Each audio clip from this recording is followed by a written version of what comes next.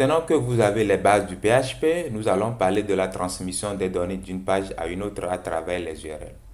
Avec cette technique, un visiteur qui se connecte, un visiteur qui se connecte sur votre site, vous pouvez retrouver ces informations sur n'importe quelle page de votre site web. Bref, avec tout ce que nous allons voir dans cette partie, vous allez pouvoir communiquer avec vos visiteurs.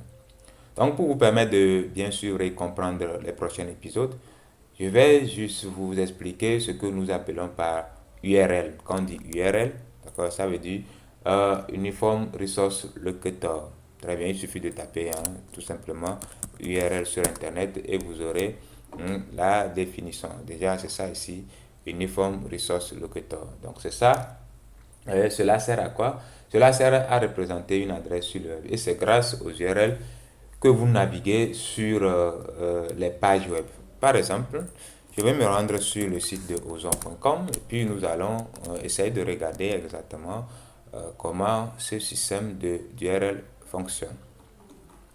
Donc, on attend que la page se charge correctement.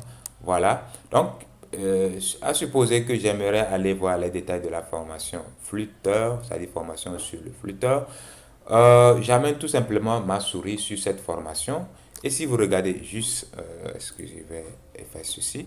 Voilà. Si vous regardez très bien, quand j'amène le curseur sur cette formation, juste en bas ici, regardez en bas ici ce qui va se passer.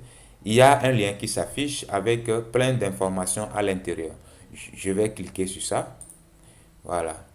Quand je clique sur ça, ce qui apparaissait juste en bas là, revient cette fois-ci dans la barre d'adresse de votre navigateur. Et tout ceci s'appelle l'URL. On est d'accord. Et c'est quoi le rôle de cette information? C'est à travers cette information, ces informations, surtout à partir de points d'interrogation là, que la prochaine page sur laquelle vous vous rendez saura quelle information il faut afficher aux visiteurs. Je vais revenir sur la page d'accueil.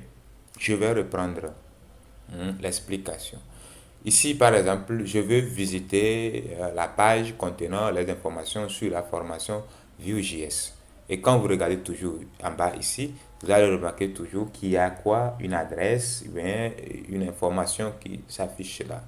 Et, d'accord, c'est cette information que la prochaine page sur laquelle nous allons nous rendre, d'accord, va utiliser pour savoir ce qu'il faut afficher. Donc, la prochaine page saura qu'il faut afficher les informations liées à la formation Vue.js. Donc, je clique sur ça, automatiquement, le serveur envoie cette information à la page suivante pour lui dire, d'accord, affiche-nous les informations concernant notre page sur Vue.js. Et une fois que nous arrivons sur la page, effectivement, nous avons toutes les informations liées à cette formation. Donc, dans les prochains épisodes, nous allons apprendre à mettre en place nous-mêmes nos propres URL avec tous les paramètres qu'il faut et pouvoir récupérer les valeurs de ces paramètres sur les pages suivantes afin de faire des manipulations que nous aimerions faire.